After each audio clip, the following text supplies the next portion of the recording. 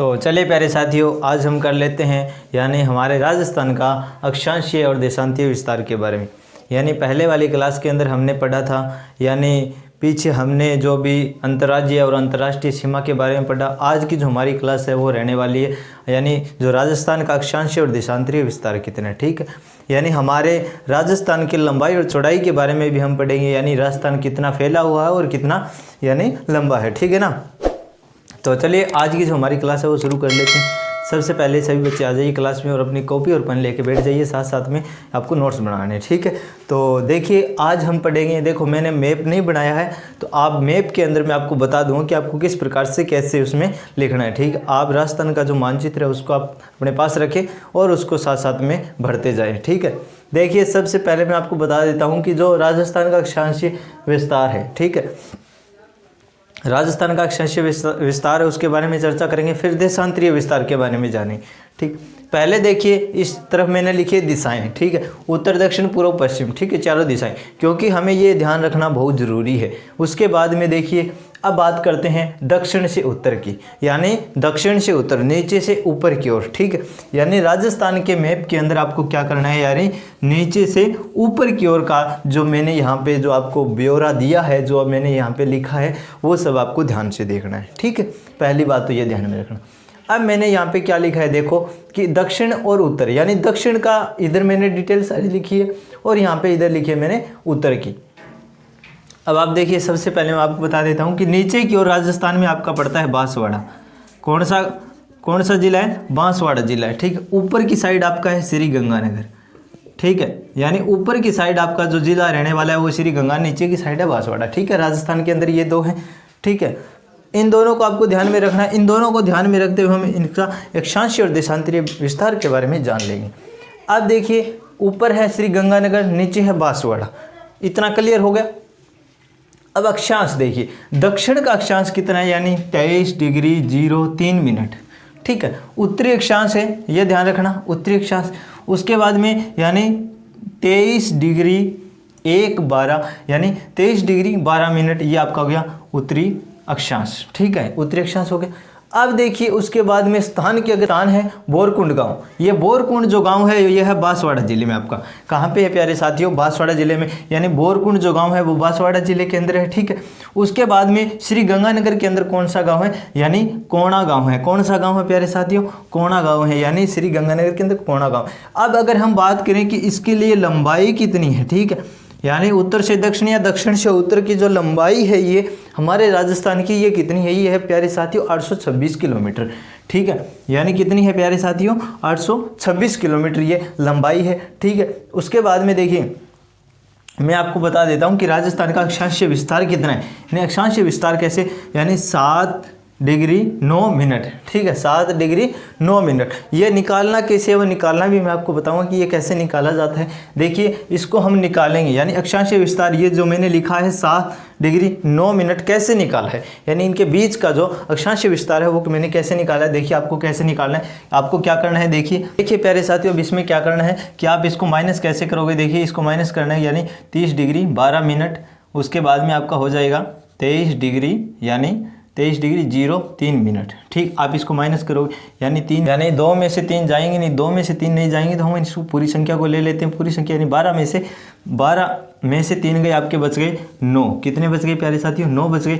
इधर से एक हासिल ले, यहाँ पे हो गई 10, 10 में से आपका कितना गया, यानी 3 गया, यहाँ पे बच गए आपके 7 डिग्री 9 मिनट, ये आपका आ गया। यानी अक्षांशीय विस्तार, यानी इनके जो विस्तार है वो आपको इस प्रकार से निकालना है। ठीक है, इतनी बात समझ गए। अब देखिए यानी हमने जाना कि बांसवाड़ा और श्री गंगा इनके बीच की जो दूरी है वो तो आपकी 826 किलोमीटर। ठीक है, अक्षांश हमने देख ही लिया, यानी दक्षिण का कितना है, उत्तर का कितना है, इनके बीच का विस्तार हमने निकाल दिया, यानी 7 डिग्री 9 मिनट निकल गया। ठीक है, इतनी बात समझ गए। अब आगे देखिए, यानी हमने बता दिया कि बांसवाड़ा जिले में है गाँव जो है बोरकुंड गाँव, स्थान यानी स्थान का नाम है बोरकुंड गाँव। उसके बाद में यानी श्री गंगानगर में है कोणा गाँव आपका, यानी इससे कि ये लंबाई आपको मैंने बता दी। ठीक है ना। अब उसके बाद में देखिए राजस्थान का देशांतरीय विस्तार, ये मैंने यहाँ पे लिखा है देशांतरीय विस्तार, यानी 8 डिग्री 47 मिनट। ठीक है, 8 डिग्री 47 मिनट। आप देखिए इसी प्रकार से इसको लिखना है। देखिए यहाँ पे मैंने लिखा है पश्चिम, यहाँ पे लिखा है मैंने पूर्व। ठीक है। अब मैंने यहाँ पे पश्चिम और पूर्व लिखा है, तो आपको देखना क्या, देखिए ये आपका हो जाएगा, ये आपका हो गया पूर्व और ये आपका हो गया पश्चिम, ठीक है। ये आपका पूर्व हो गया, ये पश्चिम हो गया। अब देखिए, अब यहाँ पे पूर्व और पश्चिम की हमें देखनी है, यानी ये हमें देखनी है, यानी इसके अंदर क्या, यानी देशांतरीय विस्तार है, ये देशांतरीय रेखाएं और वो अक्षांशीय रेखाएं, ठीक है। अब देखिए देशांतर, यानी यहाँ पे आपका 78 डिग्री आपका हो गया 17 मिनट, 78 डिग्री 17 मिनट, ठीक, इतना समझ गए। अब ये जो मैंने यहाँ पे लिखा है, इन दोनों का जो विस्तार है, ठीक है, बीच का विस्तार है, इन दोनों को भी घटाना है, ठीक है। आप घटाओगे, इसका उत्तर आएगा 8 डिग्री 47 मिनट। अब देखिए स्थान की अगर हम बात करें, स्थान आपका कटरा गांव जो कि जैसलमेर जिले में पड़ता है, यानी आपका जो कि कहाँ पे पड़ता है, जैसलमेर जिले में। यहाँ पे देखिए प्यारे साथियों, आपका जैसलमेर है, ठीक है, यहाँ पे आपका जैसलमेर है और इधर आपका है धौलपुर, इधर आपका है धौलपुर जिला, ठीक है। यहाँ पे जैसलमेर जिला हो गया, इधर धौलपुर हो गया। अब जैसलमेर जिले में है कटरा गाँव, ठीक है, जैसलमेर जिले में कटरा गांव है। इधर ये देखिए धौलपुर में आपका सिलाना या सिलावट जो स्थान है, ठीक है। उसके बाद में अगर हम इसकी दूरी की बात करें, यानी इसकी दूरी की अगर हम बात करें, ये तो आपकी है 869 किलोमीटर है, यानी ये दूरी आपकी हो गई 869 किलोमीटर, ठीक है, और ये आपकी हो गई 826 किलोमीटर। प्यारे साथियों, ये है राजस्थान का अक्षांशीय देशांतरीय, अक्षांशीय विस्तार और देशांतरीय विस्तार, ठीक है। इसके बारे में हमने देख लिया। अब उसके बाद में देखिए, अब मैंने इस साइड लिखा है कि राजस्थान की पश्चिम से पूर्व और चौड़ाई और उत्तर से दक्षिण लंबाई 43 किलोमीटर का अंतर है। यानी क्या समझे प्यारे साथियों, यानी ये जो मैंने यहाँ पे 43 किलोमीटर लिखा है, ये क्या लिखा है, यानी ये आपका, यानी ये है और ये है, इन दोनों के बीच की दूरी है, ठीक है। इनके अंदर जो डिफरेंट है, यानी जो अंतर है इन दोनों के अंदर, वो अंतर कितना है, 43 किलोमीटर का अंतर है। यानी राजस्थान की पूर्व से पश्चिम और चौड़ाई और उत्तर से दक्षिण आपकी लंबाई है, वो इसमें, यानी इसके बीच का जो अंतर है वो रहने वाला है 43 किलोमीटर, ठीक है। ये मैंने आपको अक्षांशीय और देशांतरीय विस्तार के बारे में बता दिया, ठीक है। उसके बाद में अब हम बात करेंगे यानी सूर्य उदय और सूर्य अस्त के बारे में, कौन से जिले में उगता है और कौन से जिले में यानी अस्त होता है, ठीक है ना। सूर्योदय कौन से जिले में होता है और कौन से जिले में अस्त होता है, ठीक है ना। तो आप इसको फटाफट से इतने को नोट कर लीजिए, आपको अच्छे से समझ में आ गया हो। आगे हम कर लेते हैं। चलिए प्यारे साथियों, अब हम पढ़ेंगे कि सूर्य अस्त किस दिशा में होता है और कब होता है और किस ज़िले में होता है, ठीक। और उसके बाद में सूर्य उदय और सूर्य अस्त दोनों के बारे में हम चर्चा करेंगे। देखिए सबसे पहले मैंने यहाँ पे ऊपर लिखा है कि सूर्य उदय पूर्व दिशा में होता है, ठीक है। यानी ये तो सबको पता है कि उगता सूरज पूर्व में, यानी कक्षा दूसरी तीसरी से पढ़ने लग जाते हैं और पता भी है कि उगता सूरज पूर्व में, छिपता सूरज पश्चिम में, ठीक है। और अपनी भाषा में कहते उगण और छिपण, यानी अब आप लाबुड़िया कहता जो उगण साइड और छिपण साइड, ठीक है। तो अगुणो अरे छिपणो, यानी छिपण और उगण, जिन्हें सूरज उगे वो तो हो गया उगणो पासो और जिन्हें छिपे वो यानी छिपण पासो, ठीक। अब देखो सूर्य अस्त पूर्व दिशा में, सूर्य उदय पूर्व दिशा में और सूर्य अस्त हो गया पश्चिम दिशा में। अब देखो दोनों ही राजस्थान में सबसे पहले, यानी जो सूर्य अस्त है और सूर्य उदय, यानी सूर्य उदय और सूर्य अस्त है, वो दोनों ही राजस्थान में सबसे पहले सिलावट या सिलाना गांव धौलपुर जिले में होता है, राइट, समझ में। यानी दोनों ही, यानी सूर्य अस्त भी और सूर्य उदय भी दोनों ही राजस्थान के यानी धौलपुर जिले के सिलाना या सिलावट गांव में होता है, ठीक है। अब धौलपुर जिले में होता है होंगे। उसके बाद में तथा दोनों ही सबसे बाद में कटरा गांव, यानी बाद में, सारों पहले तो हो गया धौलपुर जिले में सिलावट गांव में। अब सारों बाद के अंदर देखो, अगर सारों बाद के अंदर आप जिक्र करा तो कटरा गांव के अंदर जैसलमेर गांव हुए, ठीक है। इतनी समझ में आ गई। अब आगे देखो, राजस्थान के पूर्व धौलपुर से राजस्थान के पश्चिम जैसलमेर के मध्य सूर्योदय में समय का अंतराल, यानी दोनों के बीच में सबसे पहले देखिए, अब यहाँ पे मैंने आपको क्या बताया, सूर्योदय जहाँ पे उगता है वहीं सबसे पहले अस्त होता है, ठीक। यानी दोनों ही सबसे पहले सिलावट या सिलाना गांव धौलपुर में होंगे।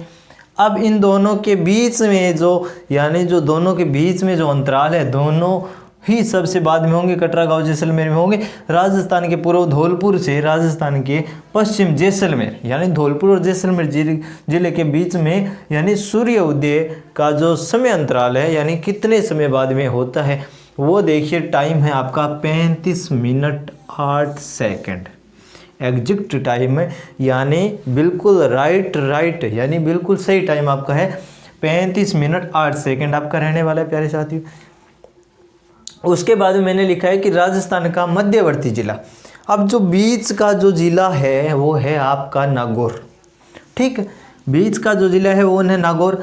अब अगर देखिए राजस्थान का मध्यवर्ती गांव, अगर जिले की बात की जाए तो आपका नागौर है। अगर आपसे पूछ लिया जाए गांव, तो गांव है प्यारे साथियों लांपोलाई, जो कि मेड़ता नागौर में पड़ता है, यानी नागौर के अंदर है, ठीक है। मेड़ता तहसील है और गांव का नाम अगर बात करें तो आपका लांपोलाई है, ठीक है। ये आप बात ध्यान में रखना, ये कभी नहीं भूलोगे आप। उसके बाद में अगर बात की जाए सैटेलाइट की, यानी सैटेलाइट के द्वारा, यानी जब सैटेलाइट ऊपर से छोड़ी जाती है उसके अंदर जो एग्जैक्ट जो गांव आता है यानी जो स्थान आता है वो आपका कौन सा गांव आता है, वो आता है गगराना, जो कि नागौर में है। यानी गगराना ये आपका यानी बिल्कुल सही जो स्थान है वो है, ठीक है।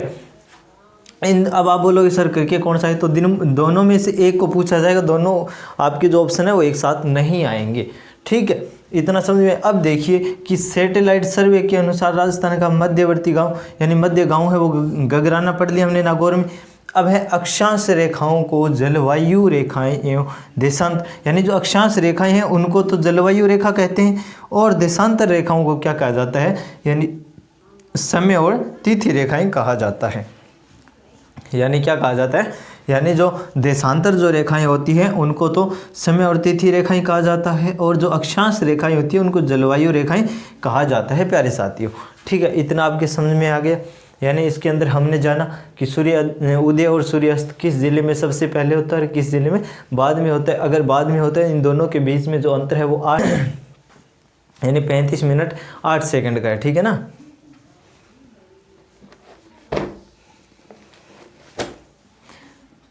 पैंतीस मिनट 8 सेकंड का ये भी हमने जाना। तो चलिए अब आगे पे बात कर लेते हैं, आप इसको लिख लीजिए आगे और मैं आपको करवा देता हूँ। अब चलिए प्यारे साथियों आगे देख लीजिए, इसमें हम पढ़ेंगे अब देखिए कर्क रेखा के बारे में।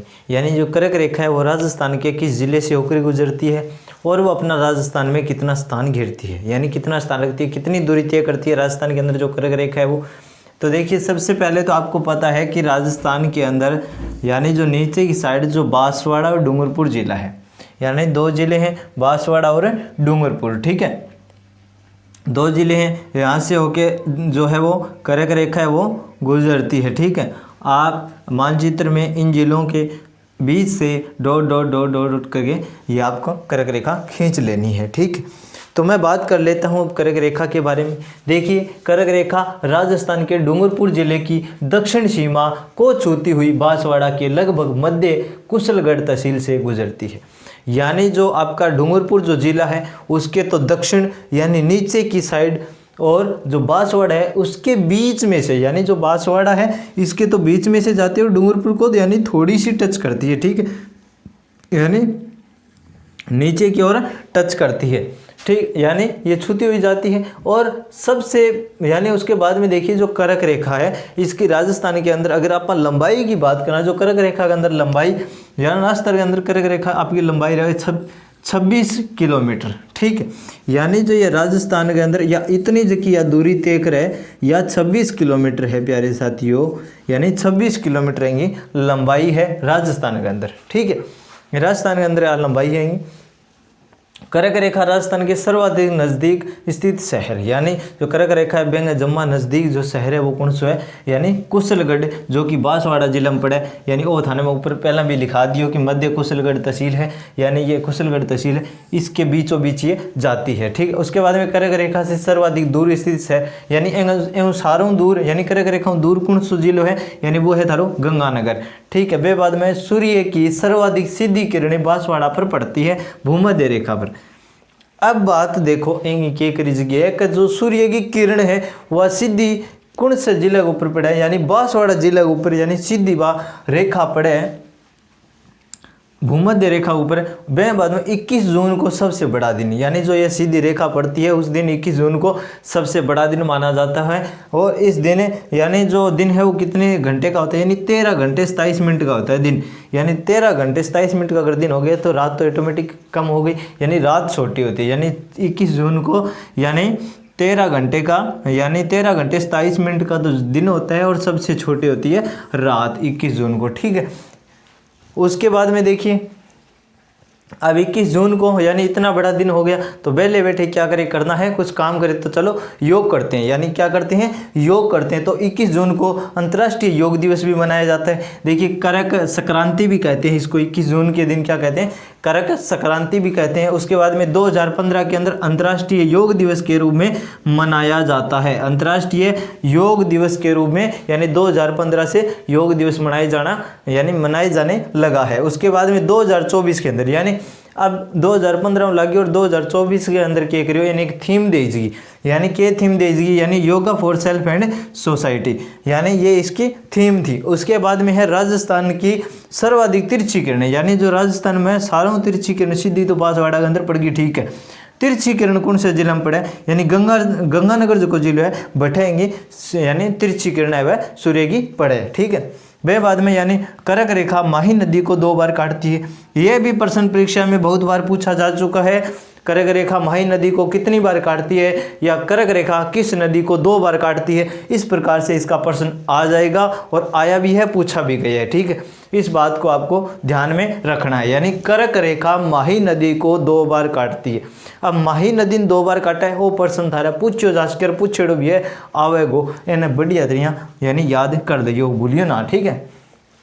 अब सबसे बड़ा दिन है वो किस तारीख को होता है, यानी 21 जून को होता है, ये बात हमेशा याद रखना। उस दिन कितने घंटे का, यानी जो दिन होता है 13 घंटे 27 मिनट का होता है, तो रात होती है वो छोटी होती है, यानी दिन बड़ा और रात छोटी 21 जून को होता है, ये बात आप ध्यान में रख लेना, ठीक। अब राजस्थान के अंदर करक रेखा की लंबाई है, कुल लंबाई कितनी है, वो है 26 किलोमीटर, ये भी आपको ध्यान में रखना है, ठीक है। और बीचों बीच की जिले के जाती है, बांसवाड़ा जिले के जाती है और डूंगरपुर के दक्षिणी, यानी दक्षिण से होकर गुजरती है, यानी डूंगरपुर को थोड़ा सा काटती है, बाकी बांसवाड़ा जो जिला है उसके बीचों बीच ये रेखा है वो जाती है, ठीक है। अब बात थे ध्यान में रख लियो, यानी इतनी चीज़ थाने ध्यान में रखनी है और ये परीक्षा में बहुत बार पूछे जावे और थाने एंग अंदर कोई भी प्रश्न थारो गलत नहीं जाना चाहिए। मैं मेरे करीब बहुत बढ़िया तरीके समझाने की कोशिश करने लग रही हूँ और एक एक चीज़ थाने लिख के समझाने लग रही हूँ ताकि कोई चीज़ छूट ना जाए। अपना टॉपिक बड़ो जरूर हो सके लेकिन कोई चीज़ वंचित कौन रहे, यहाँ कोनी का पेपर के अंदर कोई प्रश्न आ गया तो एवं नाका भग जाओ, एवं बारे एक भी प्रश्न कौन जावा अगर आ गया तो थे पेपर देगी आगे मिला के देख ली मेरे कराइडा नोट्स मुँह है नहीं थाने इन अंदर भी पर्सन मिला, 12 एक भी पर्सन कौन जाओ, यानी मैं बिल्कुल बारीकी से आपको पढ़ा रहा हूँ, ठीक है।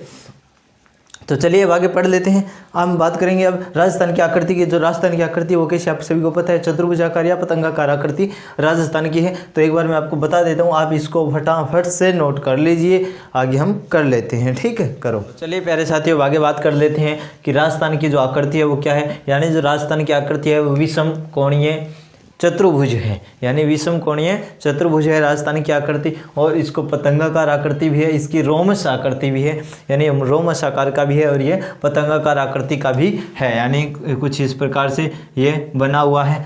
अब देखिए इसके जो यानी जो विषम कोणीय चतुर्भुज है इसकी देखिए इसके जो वो है नामकरण करने वाले वो कौन है, यानी T.H. हैंडले, यानी T.H.